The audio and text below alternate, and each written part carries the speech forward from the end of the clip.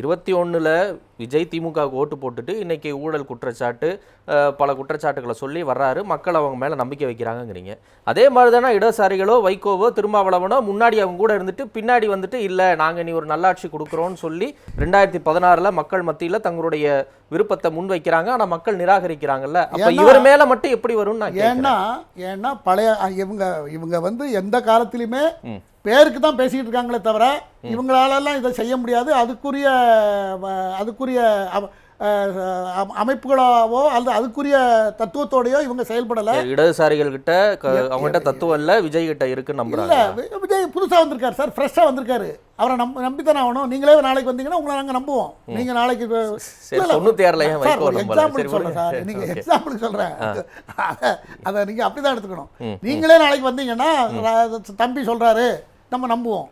அவர் வந்து புதுசா சாதிக்கலாம்னு நினைக்கிறாரு. அப்படிலாம் யாரும் நம்ப மாட்டாங்க. ஆம் ஆத்மி கூட தான் டெல்லியில ஜெயிச்சாங்க, இங்க இறங்குறாங்க. என்ன நடந்தது? நாட்டுக்கு, தமிழ்நாட்டுக்கு நல்லது, நாட்டு மக்களுக்கு நல்லது எதுனாக்கா ஊழலற்ற ஆட்சி, வெளிப்படையான சொல்றேன் திரு குமார். 2016 33 வருஷம் கழிச்சு அதிமுக தொடர்ந்து 2வது முறையா ஜெயிக்குது. இந்தியாவிலேயே ஊழல் குற்றச்சாட்டுக்காக சிறை சென்று வந்த முதலமைச்சர் தான் செல்வி ஜெயலலிதா. அவங்க இடைத்தேர்தலையும் ஜெயிக்கிறாங்க. அடுத்து ஒரு வருஷத்துல நடக்கக்கூடிய சட்டப்பேரவை தேர்தலையும் மீண்டும் வெற்றி பெற்று ஆட்சி அமைக்கிறாங்க. அப்ப நீங்க சொல்லக்கூடிய அந்த கருத்தை மக்கள் எந்த அளவுக்கு பிரதிபலிக்கிறாங்கிற ஒரு கேள்வி இருக்கா இல்லையா? அப்ப நீங்க பிளண்டா விஜய் ஆதரிக்கணும், அதுக்கு ஊழல் ஒண்ணு எடுக்கணும், இல்ல இதை ஒண்ணு எடுக்கணும் எடுத்து ஆதரிக்கிறீங்களான்னு கேட்கிறேன். ஊழலுக்கு ஒரே ஒரு உதாரணம் என்னுடைய சொந்த அனுபவத்துல இருந்து சொல்றேன்.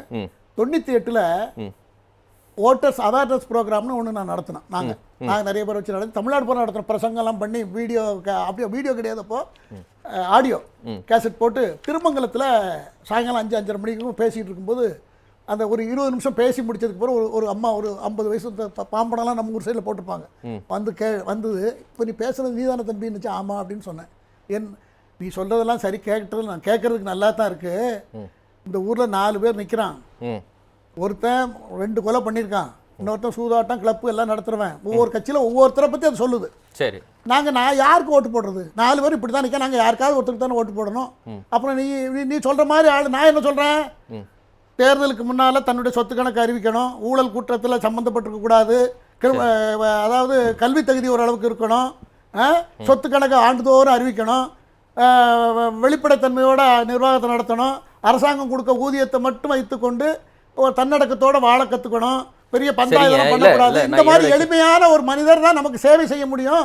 அந்த மாதிரி ஆளுக்கு ஓட்டு போடுங்கன்னு நான் சொல்றேன். சொல்லி முடிச்ச உடனே அந்த அம்மா இந்த கேள்வி என்கிட்ட கேட்குது. சரி, எனக்கு பக்குன்னு ஆகி போச்சு.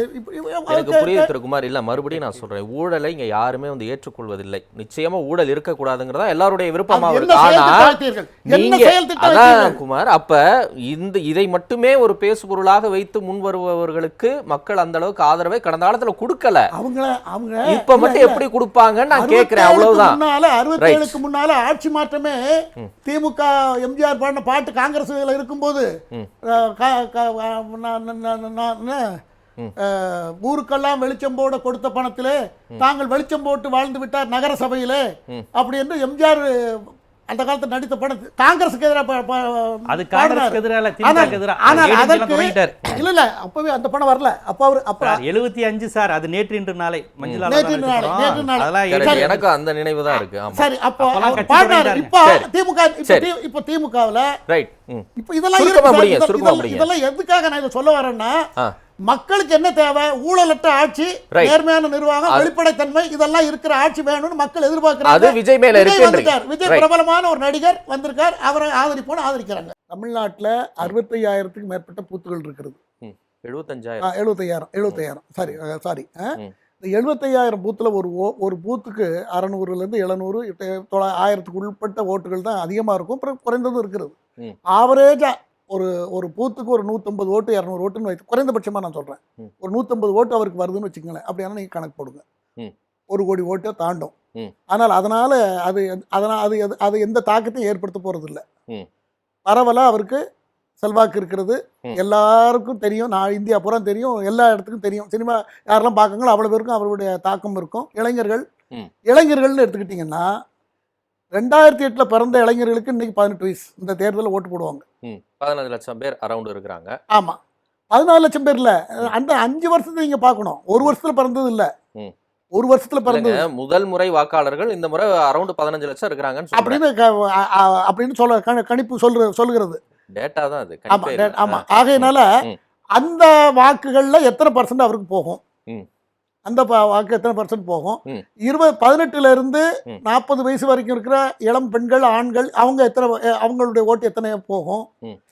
அதிமுகவில் அதிருப்தியா இருக்கிறவங்க வாக்குகள் எப்படி அவருக்கு எத்தனை பர்சன்டேஜ் வரும், ம். திமுகவில் இருக்கிற வாக்குகள் எப்படி அவர் திமுக மேல இருக்கிற வெறுப்பு ஆன்டி இன்கம்பன்சி பயன்படுத்தி எவ்வளவு வாக்குகள் வரும், சரி. சிறுபான்மையினர் ஓட்டு எவ்வளவு வரும், ம்.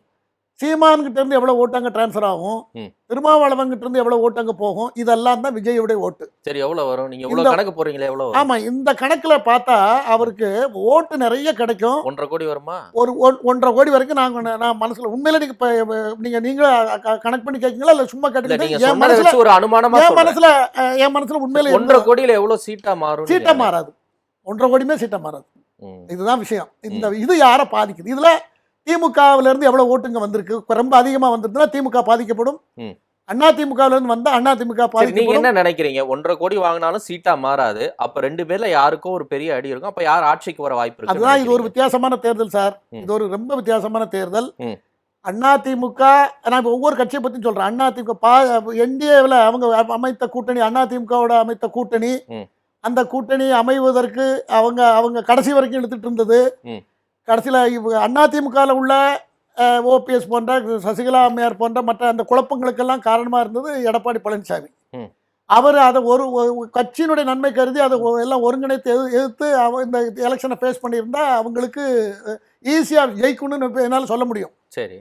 ஆனால் அது கொஞ்சம் மேஜரான தவறு சிக்கல் நடந்து சரி, விட்டது. அப்ப திமுக ஆட்சிக்கு வருமா? அதனால அவர்கள் மேல அந்த அதிமுக எங்க வரப்போறது அப்படிங்கிற எண்ணம் சிலருக்கு வந்தது என்றால் ம். அவர்கள் இது வராத கட்சிக்கு எதுக்கு ஓட்டு போடணும்னு சொல்லி திமுகவுக்கும் போட்டுக்கலாம், விஜய்க்கும் போட்டுக்கலாம். சரி, யார் வருவான்னு கணிக்கிறீங்க? அனுமானத்துல அதான் நான் என்னுடைய கணிப்பு என்னவென்று சொன்னால் விஜய்க்கு அதிகப்படியான வாக்குகள் வரும். ம். தொங்கு சட்டமன்றம் வருவதற்கு வாய்ப்பு இருப்பதாகத்தான் நான் கடந்த 3 மாதமாக சொல்லியிருக்கிறேன். நம்ம இந்த மாலை முரசிலே நான் பல முறை சொல்லியிருக்கிறேன். தொங்கு சட்டசபைக்கான வாய்ப்பு இருக்கு. வாய்ப்பு அதிகமாக இருக்கிறது, பிரைட்டா இருக்கிறது.